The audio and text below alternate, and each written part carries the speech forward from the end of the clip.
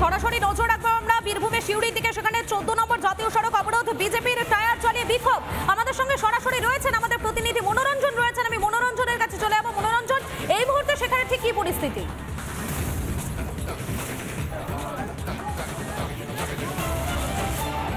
দেখো মধুকল্পিতা, তোমায় দেখাবো। দেখো টায়ার জেলে বিক্ষোভ শুরু করেছে, যে চাকা জ্যাম কর্মসূচি আজ রাজ্য জুড়ে রয়েছে বিজেপির। সেখানে কিন্তু সিউড়িতে 14 নম্বর জাতীয় সড়কে কিন্তু এই মুহূর্তে চাকা জ্যাম কর্মসূচি চলছে। টায়ার জেলেছেন এবং তার নেতৃত্ব দিচ্ছেন বিজেপির বীরভূম সাংগঠনিক জেলা সভাপতি। मीरा सफेद तुरंत खुले, भरपूर झाग दे और इसकी स्मार्ट साइंस दे स्मार्ट केयर और फ्रेशनेस। मेरी चॉइस मेरा सफेद।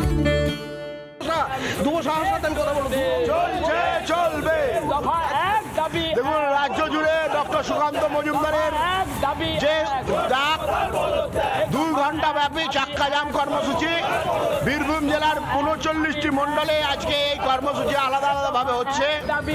সিউড়ি নগর মন্ডলের উদ্যোগে আমরা সিউড়ির রাজপথে আমরা বসেছি। আমাদের একটাই দাবি, সমস্ত নাটকের মূল যিনি রানী, দফা 1 দাবি 1 মুখ্যমন্ত্রীর পদত্যাগ।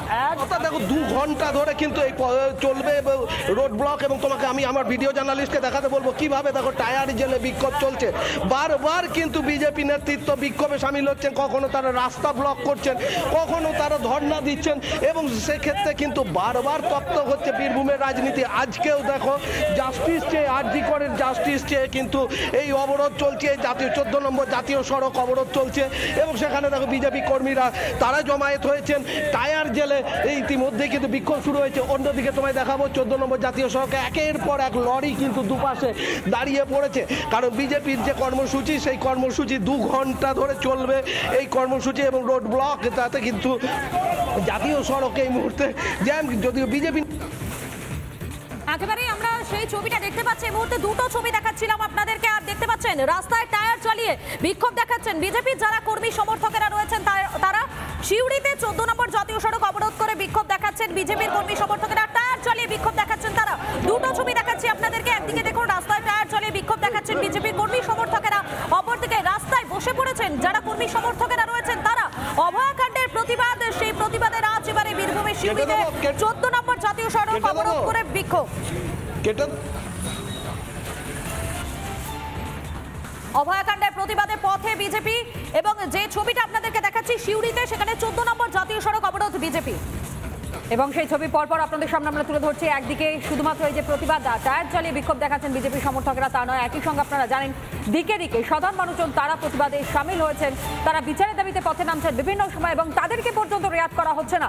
শাসক দলের রক্তচক্ষুর সামনে পড়তে হচ্ছে তাদেরকে, কোথাও তাদেরকে মেরে পিটিয়ে টেনে হেঁচড়ে সরানো হচ্ছে, আবার কোথাও প্রতিবাদের ভাষা মুছে দেওয়ার চেষ্টা করা হচ্ছে। আর আজ যে ছবি আপনারা দেখতে পাচ্ছেন, টায়ার চালিয়ে বিক্ষোভ চলছে বিজেপির সিউড়িতে, সেখানে প্রতিবাদে অবস্থান তাদের দলীয় পতাকা, এবং সেই দলীয় পতাকা নিয়ে অবস্থানে বসেছেন তারা। 14 নম্বর জাতীয় সড়ক অবরোধ করে চলছে এই বিক্ষোভ কর্মসূচি।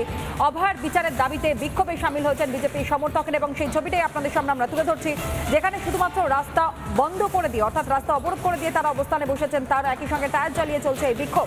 বিচারের দাবিতে দিকে দিকে প্রতিবাদ গর্জে উঠেছেন সাধারণ মানুষ, যার মধ্যে রাজনৈতিক দলের কর্মীরা তারাও উপস্থিত হয়েছেন। সাধারণ মানুষের পাশাপাশি হাতে হাত রেখে তারা প্রতিবাদে সামিল হচ্ছেন এবং বিচারের দাবিতে সরব হচ্ছেন তারাও। সবার প্রথম সেই ছবি এই মুহূর্তে আপনাদের সামনে রিপাবলিক বাংলা তুলে ধরছে সিউড়িতে, যেখানে 14 নম্বর জাতীয় সড়ক অবরোধ, বিজেপির টায়ার চালিয়ে বিক্ষোভ, এবং এই অবরোধের জেরে একেবারে সার দিয়ে সেখানে দাঁড়িয়ে রয়েছে একটার পর একটা ট্রাক। কিন্তু পরিষ্কার করে তাদের একটাই বক্তব্য, বিচার আগে দিতে হবে, এবং সেই বিচারের দাবিতেই চলছে এই অবস্থান, এই বিক্ষোভ। এই মুহূর্তে পরিস্থিতি জানাবে মনোরঞ্জন, আমাদের প্রতিনিধি লাগাতার আমাদের সঙ্গে রয়েছে। মনোরঞ্জন, আমরা কথা বলবার চেষ্টা করছি, মধুকল্পিতা বারংবার জানবারও চেষ্টা করছি সিউড়িতে যে ছবি আমরা দেখাচ্ছি, কিভাবে ক্ষোভের আগুনে জ্বলছে। টায়ার চালিয়ে হয়তো আজ তারা বিক্ষোভ দেখাচ্ছেন, প্রতিবাদ করছেন, কিন্তু এই আগুন সাধারণ মানুষের মনে জ্বলছে বিচারের দাবিতে। একেবারেই তো না, শুধুমাত্র বীরভূম নয়, একাধিক জায়গায় আমরা একই ছবিটা দেখতে পাচ্ছি। আর এই মুহূর্তে যে ছবিটা দেখাচ্ছি সিউড়িতে 14 নম্বর জাতীয় সড়ক অবরোধ করে বিক্ষোভ দেখাচ্ছেন বিজেপির যারা কর্মী সমর্থকেরা রয়েছেন তারা। দুটো ছবি দেখাচ্ছি, একদিকে দেখুন টায়ার চালিয়ে বিক্ষোভ, অপরদিকে রাস্তায় বসে পড়েছেন তারা। মনোরঞ্জন রয়েছেন আমাদের সঙ্গে সরাসরি। মনোরঞ্জন, এই মুহূর্তে কি পরিস্থিতি সেখানে? দেখো আরো একবার তোমায় দেখাবো যে দেখো 14 নম্বর জাতীয় সড়ক অবরোধ করে বিজেপি কিন্তু তারা যে আজকের যে 2 ঘন্টা চাকা জ্যাম কর্মসূচি সেটা করছে, টায়ার জ্বালিয়ে দিয়েছে। আমার ভিডিও জার্নালিস্ট কার্তিক দেখাচ্ছে, দেখো একের পর এক টায়ার জ্বালিয়ে দেওয়া হয়েছে, 14 নম্বর জাতীয় সড়ক অবরুদ্ধ করা দেওয়া হয়েছে। অর্থাৎ সবার একটাই দাবি, উই ওয়ান্ট জাস্টিস। বারবার কিন্তু বিজেপি এই আরজিকর ঘটনার প্রতিবাদে জাস্টিস চেয়ে তারা কিন্তু বিভিন্ন কর্মসূচি করছে। আজকে সেই কর্মসূচির অংশ হিসাবে 14 নম্বর জাতীয় সড়ক তারা অবরোধ করেছে। বীরভূম সাংগঠনিক জেলার সভাপতি ধ্রুব সাহা তিনি রয়েছেন এবং দেখো সেখানেও কিন্তু সে বারবার দফা এক দাবি এক, কন্যাশ্রী নিয়ে কি হবে এইরকমই স্লোগান সম্ভব হয়। ধ্রুব সাহা তিনি উপস্থিত রয়েছেন, অবস্থানে রয়েছেন, যেমনটা ছবিতেও ধরা পড়ছে। একটার পর একটা টায়ার জ্বালিয়ে চলছে এই মুহূর্তে প্রতিবাদ এবং সেই কর্মসূচির ছবি লাগাতার আপনাদের সামনে আমরা তুলে ধরছি। মনোরঞ্জন আমাদের সঙ্গে রয়েছে, যদি ধ্রুব সাহার সঙ্গে একটু কথা বলা সম্ভব হয়। আরো একবার আমি ধ্রুব সাহার সাথে কথা বলবো। তুমি হুঁশিয়ার, তৃণমূলের সন্ত্রাস, তৃণমূলের অত্যাচার, তৃণমূলের আরজিকরের মতো রাজ্য জুড়ে আরজিকর ঘটানোর বিরুদ্ধে রাজ্য সভাপতি ডক্টর সুকান্ত মজুমদারের ডাকে আজকে আমরা রাজ্য জুড়ে চাক্কা জাম কর্মসূচি করছি। সিউড়ি নগর মন্ডলের উদ্যোগে এই কর্মসূচি চলছে। এই কর্মসূচি রাজ্যের সর্বত্র চলছে, বীরভূমের 39টি মন্ডলে চলছে। একটাই দাবি, দফা এক, দাবি এক, দফা এক, দাবি এক।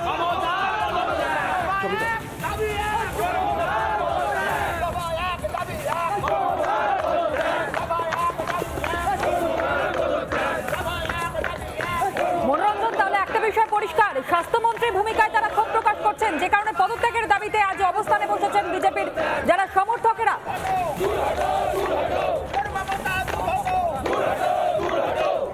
একদমই তাই, যে একই দাবি, সেই আরজিকরের বিচার চাইছেন তারা এবং সেই দাবিকে সামনে রেখেই কিন্তু তাদের এই অবস্থান, বিক্ষোভ চলছে, টায়ার জ্বালিয়ে বিক্ষোভ চলছে। দফা এক, দাবি এক, উই ওয়ান্ট জাস্টিস।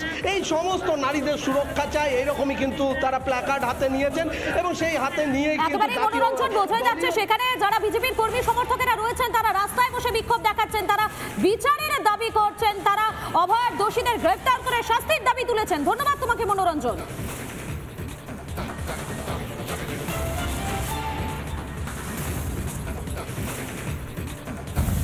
হাইকোর্টের নির্দেশকে চ্যালেঞ্জ করে সুপ্রিম কোর্টে গিয়েছিল সন্দীপ ঘোষ এবং সেই সুপ্রিম কোর্টে এবার বড় সড় ধাক্কা। সন্দীপের আবেদনে সাড়া দিলই না শীর্ষ আদালত। এমনকি সন্দীপ ঘোষকে কোনো রক্ষা কবচ নয়, সন্দীপ ঘোষের বিরুদ্ধে তদন্ত চালিয়ে যাবে সিবিআই এবং ইডি, অর্থাৎ কেন্দ্রীয় এজেন্সি। তাদের তদন্তে কোনোভাবেই কোনো হস্তক্ষেপ করছেন না আদালত। একেবারে স্পষ্ট বার্তা সামনে আসছে, সুপ্রিম কোর্টে ধাক্কা সন্দীপ ঘোষের। সন্দীপের আবেদনে সাড়া দিল না শীর্ষ আদালত এবং সন্দীপ ঘোষকে কোনো রক্ষা কবচ নয়। কেন্দ্রীয় এজেন্সি যেভাবে ইনভেস্টিগেশন এগিয়ে নিয়ে চলেছে, কোনো রকমের কোনো বাধা তাদেরকে দেওয়া যাবে না। সন্দীপের বিরুদ্ধে সিবিআই এর তদন্তের নির্দেশ দেয় হাইকোর্ট এবং হাইকোর্টের নির্দেশকে চ্যালেঞ্জ করে শীর্ষ আদালতে যায় সন্দীপ। হাইকোর্টের নির্দেশে হস্তক্ষেপ করলো না সুপ্রিম কোর্ট, দেশের শীর্ষ আদালত। আইনজীবী কৌস্তব বাগচির সঙ্গে আমরা টেলিফোনে যোগাযোগ করেছিলাম, কি জানিয়েছেন তিনি, শোনাই। 2021 সালে আখতার আলী বাড়িতে স্টেট অফ ওয়েস্ট বেঙ্গল মামলা হয়। তরুণ জ্যোতি তিওয়ারি আমাদের ভারতীয় জনতা পার্টির নেতা এবং অন্যতম আমার বন্ধু কলিগ আইনজীবী, ও মামলাটা করেছিল। তো সেই সময় থেকে এই অভিযোগ আজকের এমন নয় যে আজকে অভিযোগটা নতুন উঠছে। গুরুতর অভিযোগ, ভয়ঙ্কর অভিযোগ এবং আখতার আলী বিভিন্ন সময় বিরুদ্ধে বহু জায়গায় কমপ্লেন জানিয়েছে, কিন্তু কোনো অ্যাকশন হয়নি বলে পরবর্তীকালে মামলা করতে হয়েছিল।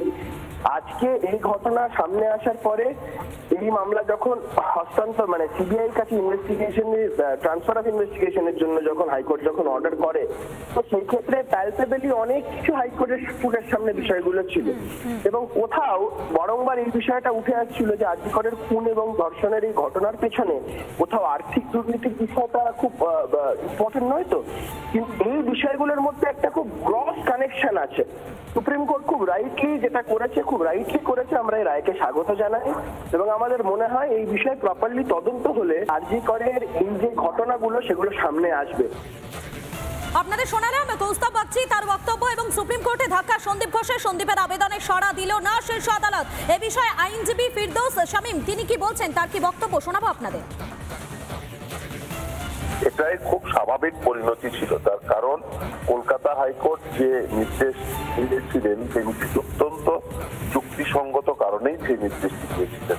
সেটা হলো অভিযোগ জমা পড়েছিল এবং সেই অভিযোগ যেমন অ্যান্টি করাপশনে জমা পড়েছিল, সেই অভিযোগ প্রিন্সিপাল সেক্রেটারি স্বাস্থ্য দপ্তর সেখানে জমা পড়েছিল, কিন্তু তার উপর কি করে কোনো প্রকার অ্যাকশন হয়নি। যেহেতু স্টেট এজেন্সি কোনো প্রকার ব্যবস্থা নেয়নি, তাই যুক্তিসঙ্গত কারণেই এটিকে সেন্ট্রাল এজেন্সির হাতে এই তদন্তভার দেওয়া হয়েছিল। সাধারণভাবে যদি কোনো ইনভেস্টিগেশনের নির্দেশ হয়, সুপ্রিম কোর্ট যদি সেই নির্দেশনামাটি আরবিটারি না হয় এবং নির্দেশের পিছনে যদি যুক্তিসঙ্গত কারণ একেবারেই না থাকে, তবেই সাধারণত এই ধরনের নির্দেশে ইন্টারভিন করে এবং সিবিআই এবং ইডি ওই তদন্ত করছে। আমি আশা করি শুধুমাত্র সন্দীপ ঘোষ নয়, এই যে মেডিকেলে যে দুর্নীতি রয়েছে সেই দুর্নীতি একেবারে মাথা পর্যন্ত এই ইডি এবং সিবিআই পৌঁছাবে বলে আমি আশা করি।